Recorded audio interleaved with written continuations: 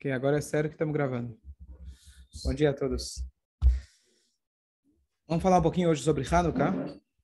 Queria, aliás, dedicar o shiur de hoje. Espera, só um minutinho. Tem duas pessoas pedindo o link. Espera aí.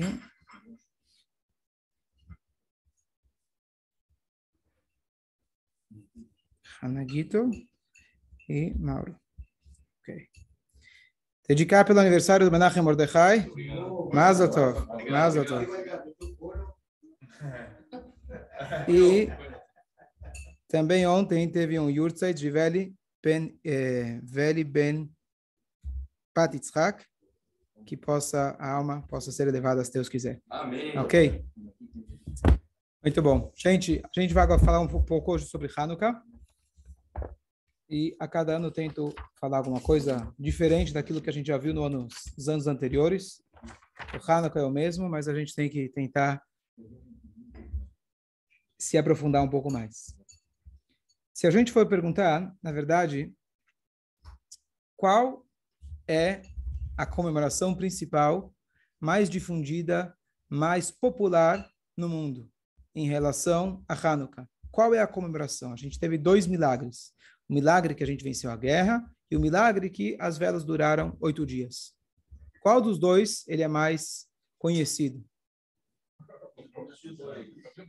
Das velas, tá certo? Qual dos dois seria mais importante?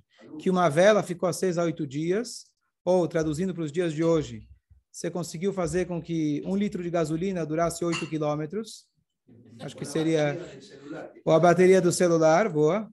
A gasolina é um milagre um pouco maior, né? Ou que o povo judeu como um todo foi salvo. O que a gente comemora? Em Purim a gente comemora e lembra que etc. Em Hanukkah, o mais popular que a gente está celebrando é o quê? As velas. É bonito, é legal, é um milagre, é interessante, é simbólico, é folclórico, mas a princípio não tem.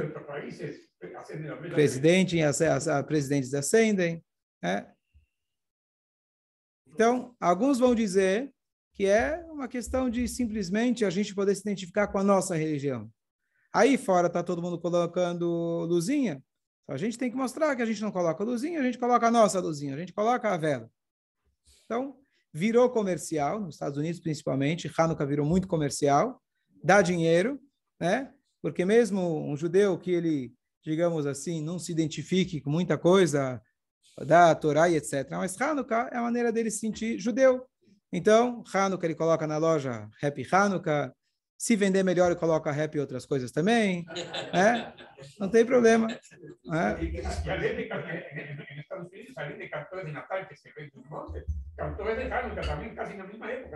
Sempre cai na mesma época. Temos papais noéis judeus colocando tefilins, já devem ter visto.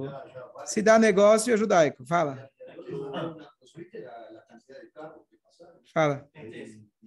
Sobre essa divulgação que o Kabbalah faz frente a sentimento, também não é de outras coisas. Perfeito, muito bom, perfeito. Então, a divulgação que o Rebbe incentivou, que as velas de Hanukkah, ou lâmpadas de Hanukkah, apesar da gente não cumprir a mitzvah acendendo com uma lâmpada, etc., mas a divulgação do milagre principal você vê sempre a divulgação das velas de Hanukkah. Você vai no shopping, às vezes você vai em palácio de governo, às vezes você vai presidentes de países, etc. Você vê, se faz um esforço especial, inclusive que pessoas do alto escalão político participem desse evento para que seja uma coisa que chame a atenção. A ideia de Hanukkah é justamente chamar a atenção. Mas chamar a atenção de quê? Não do milagre que nós vencemos a guerra, etc. E sim da questão das velas.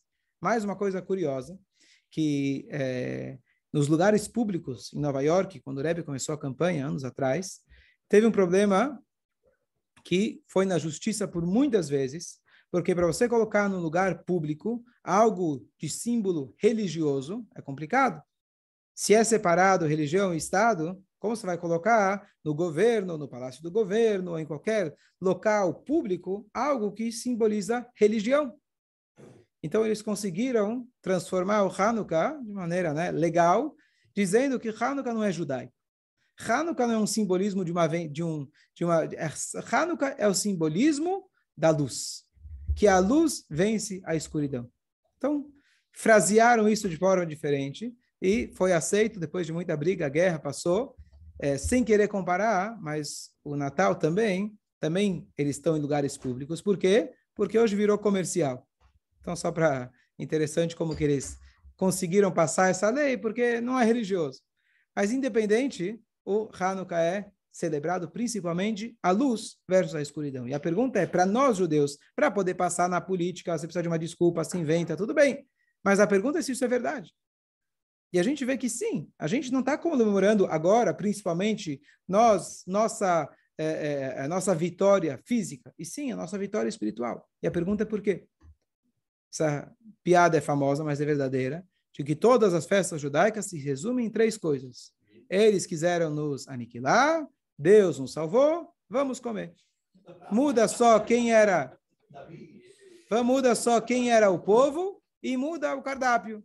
Se é Kneidale, se é Osnei Aman, ou se é sonho, tá certo? E aí nos Faradim, acho que Nazim, algumas coisas vão mudando, mas esse é o resumo de todas as festas judaicas. Fala. Mas não será que comer por tudo o que se passou no Holocausto? Depois comeram mesas gigantescas? Não entendi a pergunta. Não comiam nada? Não entendi. Desculpa. E aquele Holocausto você comia também? Porque eu veia que todo meus avós, todos comiam um pedacinho de pão entre 9 irmãos. Quando ele chegou em Buenos Aires, assim, a mesa gigantesca. Para compensar.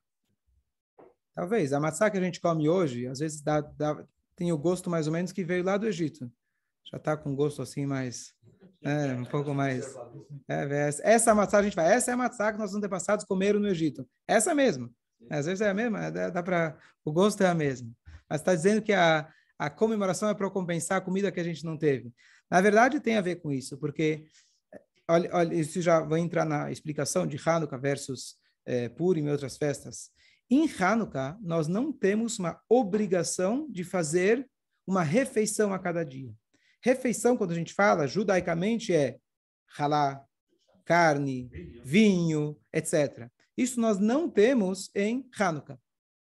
Em Purim, que foi uma salvação, o foco é o físico, nós estamos aqui fisicamente. E em Pesach, também queriam nos aniquilar, foi salvação fisicamente. A gente celebra com comida física. Em Hanukkah, claro, você não vai deixar a comida de lado. Tem que ter as comidas, né? Muito importante ganhar muita gordura, etc., nessa semana. Agora, de qualquer jeito, esse não é o foco.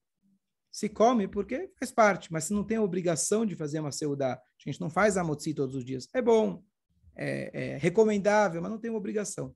Porque, novamente, a ideia de Hanukkah, diferente de todas as outras festas, é uma vitória da luz, e não uma vitória, o foco principal não é na guerra. E a pergunta é por quê? Mais interessante ainda, quando a gente lê a história, de onde a gente sabe a história? Claro que das nossas escrituras. E na Guemará, a Guemará registra a história de Hanukkah.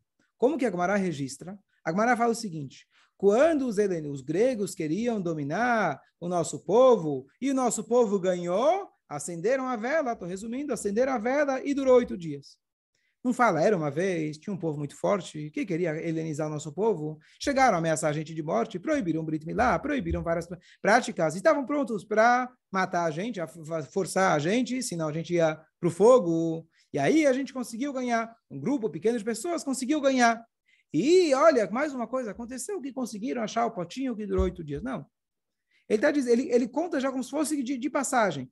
Eles, quando ganharam, acenderam a vela. Então, todo o foco é da vela. E a pergunta é, por quê? Israel, Mata Roshev. Queria compartilhar com vocês uma experiência maravilhosa que eu tive ontem.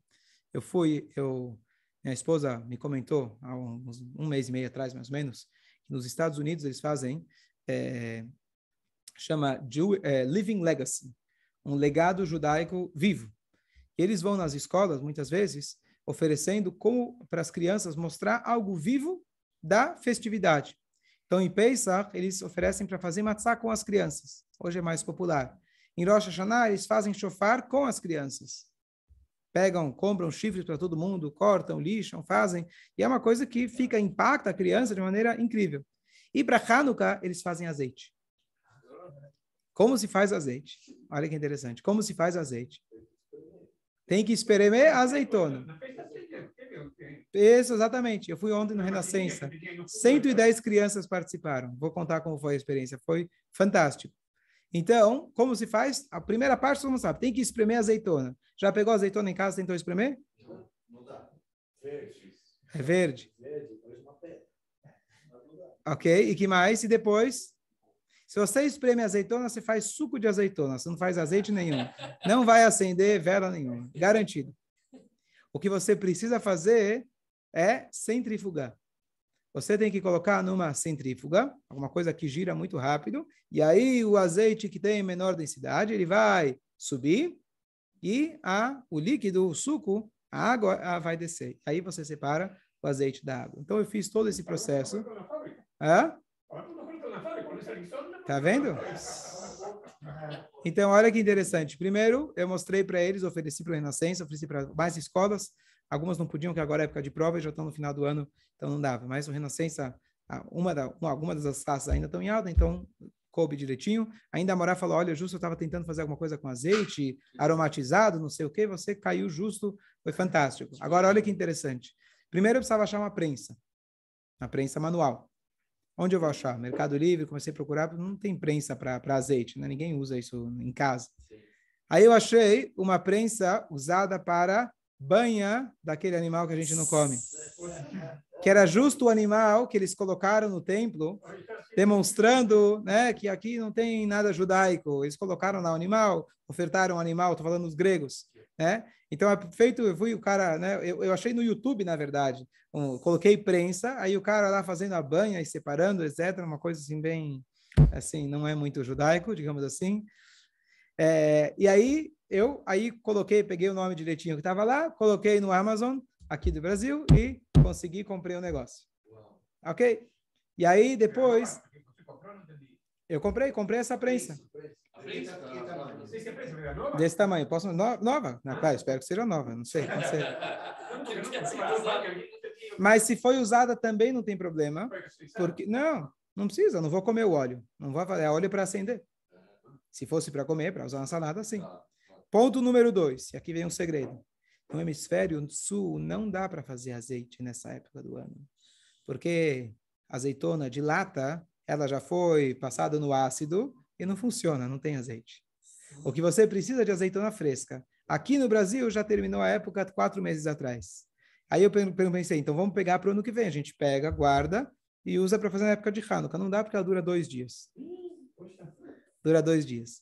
Então o que a gente fez, na verdade, foi mais uma demonstração. Então eu peguei um vídeo na internet bem legal. Tem 2 lugares, pelo que eu encontrei, em Israel, que tem ainda...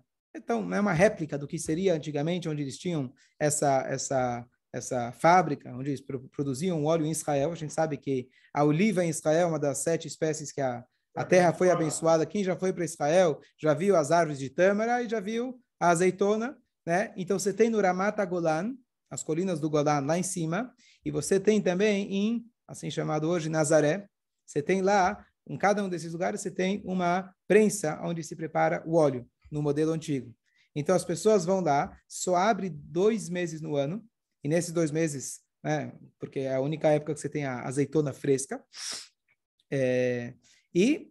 hoje em dia não serve como fábrica, né, mas é mais para mostrar. E aí você tem uma pedra redonda, 800 quilos ela pesa, e você tem uma, né, como se fosse nessa pedra dentro, como se fosse, é um concreto, né, e de dentro você tem lá uma estaca que sai, e fica dentro de uma piscina redonda. Você joga azeitona nessa piscina e você vai andando, é uma roda, ela vai girando em cima das azeitonas, então manualmente você vai andando. Essa é a primeira prensa. E quando você fala de prensa a frio ou primeira prensa, são sinônimos, e essa primeira prensa era aquela necessária para a menorá. A menorá tinha que ser da primeira prensa. Tinha mais condições, mas é uma das condições. Por que demorava 8 dias? Qual que é o milagre dos 8 dias? Porque não bastava só preparar o óleo. As pessoas tinham que estar puras para poder preparar o óleo. E aí tem mais uma questão que demora tempo. Então, até viajar até o lugar, até voltar, que estejam puros, demorava esse tempo que foi o tempo do milagre. Mais um detalhe, depois disso eles pegam e juntam agora essa borra, que já é, digamos, a segunda qualidade do óleo, e colocam numa prensa, que ela agora é uma prensa de peso mesmo, que você vai realmente com a pressão, você vai girando e com aquela pressão de cima mesmo, você amassa ela e aí já sai o segundo óleo, o segundo azeite. Quando a gente faz, chama o óleo, o refinado, qual é o nome dele? O azeite extra virgem, obrigado. O extra virgem e primeira prensa ou a frio são sinônimos. Tá? Se alguém quiser vender, não, esse é frio. É a mesma coisa comprando no supermercado. Né? Não adianta, não vem com história, agora você pelo menos não se engana. Isso eu aprendi também enquanto eu estava... E aí, eu mostrei para eles, e aí a gente fez, claro, eu coloquei eles para interagir, foi muito legal, foi muito gostoso, cada um podia colocar as azeitonas na prensa, depois outros começaram a virar, e depois mais força, foi super animado, foi super legal, e aí a gente tira esse suco da azeitona, e aí eu passo ele para uma centrífuga. Tem alguém aqui na sinagoga, da Krau, eles fazem produtos para laboratório, então ele cedeu para a gente, emprestado para essa época, ou aquele que é feito para exame de sangue, esse, não sei se vocês conhecem, mas o nosso corpo, eu perguntei ontem para os alunos quantos por cento do nosso corpo é feito de água, eles falaram direitinho, a Morada de Ciências estava lá, ficou toda feliz, todo mundo soube responder, mas basicamente o sangue, quando a gente separa, fica um pouquinho de sangue, que é o que eles precisam para fazer o exame, e embaixo, o plasma exatamente, então embaixo fica água, eles usam então essa centrífuga, então ele cedeu para mim, espero não ter estragado, por ter usado o azeite, outras coisas, e quando você coloca esse suco da azeitona lá dentro, então, você gira ele por 1 minuto, mais ou menos, e depois disso, o pouquinho de azeite fica em cima e o resto fica esse suco da azeitona.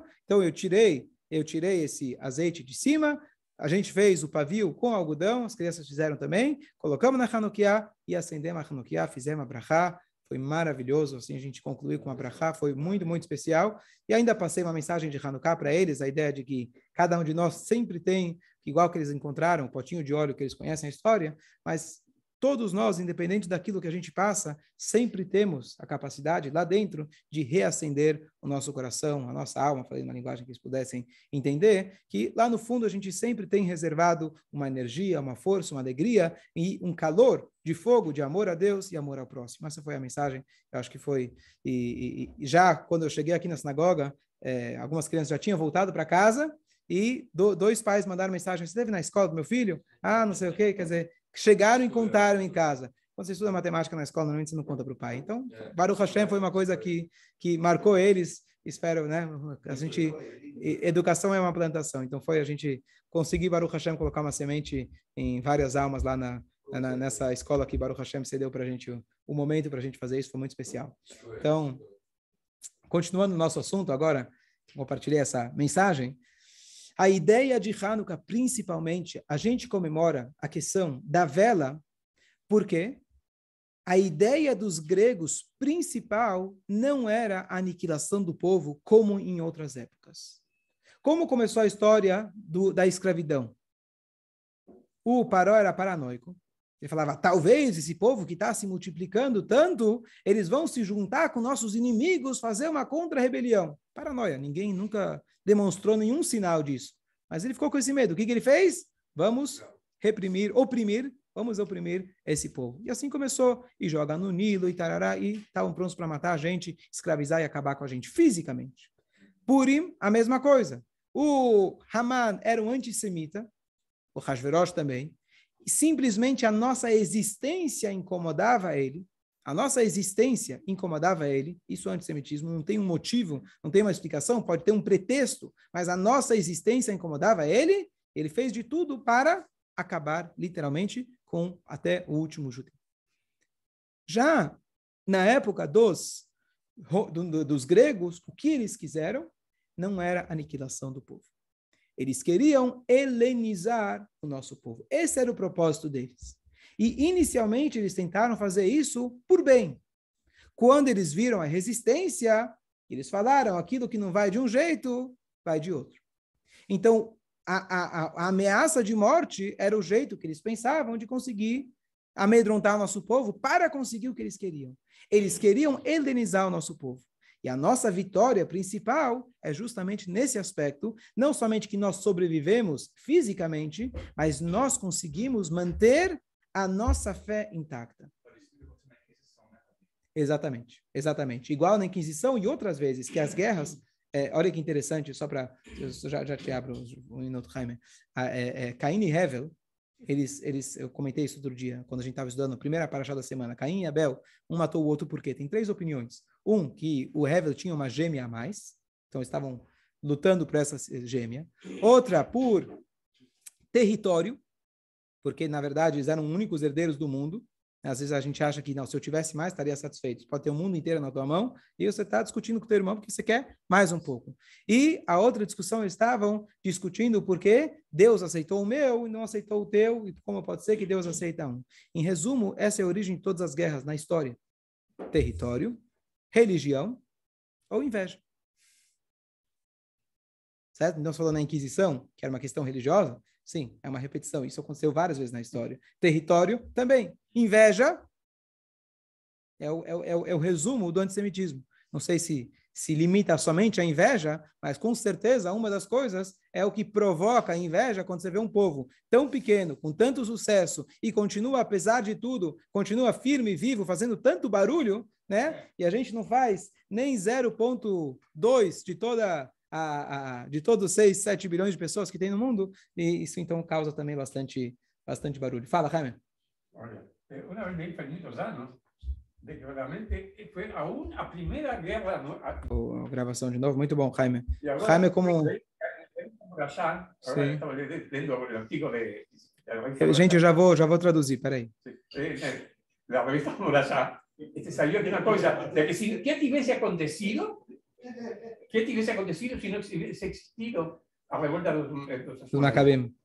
O Israel no hubiese desaparecido, claro, no existiríamos. Claro. ¿Tá? Pero también no hubiese existido el mundo, ni el cristianismo, ni el islamismo. Porque nació porque existía el judaísmo, si no, nunca hubiese nacido. Sim, claro. Isso a gente já sabia. Ok, só para repetir o que você falou, mas eu achei muito válido. Eu não conheço a parte histórica, né? O Jaime é um grande historiador, estuda muito a história, ele gosta bastante, mas ele comentou de que foi a primeira vez na história que teve uma revolução, não por território e não por inveja, e sim uma contra-revolução para a liberdade de expressão, liberdade de religião. Então, isso hoje, que tanto é o lema do mundo, o lema dos Estados Unidos, liberdade de expressão, liberdade disso, que acho que tomou proporção um pouco fora da proporção, né? Tanta liberdade de expressão que em 2000 e tanto você teve lá um protesto nazista em pleno Estados Unidos, que eles falaram, não, liberdade de expressão, então a gente pode falar o que a gente... Então, isso aqui acaba tomando uma face um pouco... tricky se fala em inglês, né? Um pouco meio, você não sabe exatamente até que ponto isso vai, a liberdade de expressão da pessoa, ou, né, coronavírus, a saúde pública e a liberdade de expressão. Então, nos Estados Unidos, por exemplo, não, você pode sair de casa para protestar, então você protesta e faz o minyan, você protesta e vai fazer compras, protesta, né? Então, na Austrália já não podia. Então, isso acaba tomando certas proporções, além do que era o original, mas interessante que você me comentou que hoje, então, se a gente quer tornar essa festa em algo universal, então a liberdade de expressão, então começou com os Macabim, muito bonito, escolher. Ok, então, já que essa era o intuito dele, a nossa vitória é justamente essa vitória da gente conseguir ter a nossa liberdade de expressão da nossa Neshama. Então, só analisar rapidamente qual era o intuito deles, qual era o interesse deles, qual era o propósito deles. Então, o helenismo, de forma geral, Jaime com certeza vai contribuir mais com os seus conhecimentos, mas o helenismo, de forma geral, idolatrava o corpo. O helenismo colocava como prioridade a mente humana, não só o corpo, mas a mente humana, a lógica humana, a razão humana. O que eles não idolatravam era, não sei se a palavra é religião, porque o judaísmo não é religião, mas é que existe algo, espírito, que existe algo acima, que existe fundamentalismo, que existem valores intrínsecos, valores imutáveis. Isso não. Isso eles não aceitavam. O máximo que existe é a razão humana. Nós somos o ápice. E eles, então, olhando para a religião judaica, vamos chamar de religião nesse aspecto, olhando para a Torá, tem valores muito compatíveis com o helenismo dentro disso. A Torá é um livro de muita sabedoria. Só não estuda a Torá quem não teve oportunidade. Quem estuda a Torá e começa a se aprofundar, não existe lógica. Essa é a sabedoria vossa perante os povos. Se você estuda o Talmud, você estuda a própria Torá, com um comentário, você vê que não existe sabedoria maior do que essa. Tudo bem, pode estudar a Torá à vontade. Porém, uma Torá com uma cultura. Pode estudar a nossa cultura também. Você vai ter ciência, você vai ter arte, você vai ter matemática, você vai ter estudos, ensinos judaicos. É uma história bonita, uma tradição bonita, mas isso não vai me obrigar a nada na minha vida. Não existe nenhum... Eu não preciso prestar contas para ninguém. Eu não preciso mudar a minha vida por causa disso. Eu sou um filósofo judeu. Eu estudo na faculdade Yiddish. Não tem Yiddish, não tem hebraico, tem estudos judaicos como acadêmico. A nossa vitória simboliza justamente pelo azeite. Por que é o azeite? O azeite, quando se mistura com a água, ele não se mistura. Existe algo dentro de nós, que isso que incomodou eles, incomodou muitos ao longo de todas as gerações. O que tem esses judeus? Você vai tentar olhar ao longo da história o problema judaico. Aonde que está o negócio? Cadê o negócio? O que tem que eles conseguem sobreviver, conseguem se manter, conseguem superar, conseguem ter sucesso? E, ao mesmo tempo, outros historiadores tentando entender de onde vem o antissemitismo. Por quê? O que tem neles? Então, existe algo que nós não nos misturamos. Existe algo dentro de nós que nós não nos assimilamos. Não estou dizendo que não tem pessoas que optam por isso, infelizmente tem, mas a nossa Neshama, um Yehudi, um exemplo muito bom para isso, uma anedota que conta muito bem. Um judeu sobrevivente, ele falou, quero esquecer de tudo, não quero, eu vou virar cristão. Eu não quero passar mais por isso. Virou cristão, estudou e virou um bom padre. Primeiro speech, domingo, não era Shabbat, primeiro domingo, meus caros goim, eu gostaria de falar para vocês, tá certo? Tá certo? É outra anedota, aquele judeu chegou nos Estados Unidos com aquele sotaque europeu, ele foi tentar entrar no clube local, com aquele sotaque europeu, o cara falou, pode ir embora, isso aqui não tem vaga para você. Tá bom, então ele foi para uma faculdade, aprendeu inglês próprio, aprendeu como se deve, colocou um novo nome de Moishe, virou Mark, né? E foi mudando nome e sobrenome, passou 10 anos, ele estava pronto agora para ser aceito como um bom americano no clube. Ele voltou lá, foi atendido, o aspecto dele era diferente, o sotaque era diferente, passou em tudo. A única pergunta lá, por último, qual é a sua religião? Goi.